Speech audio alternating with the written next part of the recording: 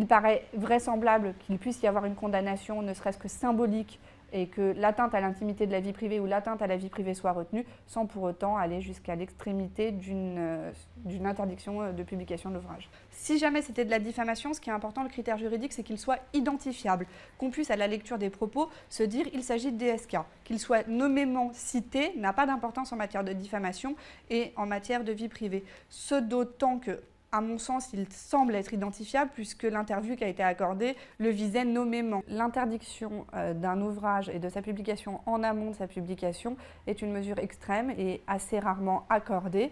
Il faut que soient réunis des éléments assez graves comme un trouble à l'ordre public, par exemple une apologie du nazisme ou une apologie de crimes contre l'humanité, ou alors des faits assez circonstanciés. On se souvient du cas d'école de l'interdiction de l'ouvrage du professeur Gubler à l'égard des propos qui avaient été révélés sur l'état de santé de François Mitterrand, qui est un cas ancien, mais qui est un des rares cas où on a admis l'interdiction d'un ouvrage.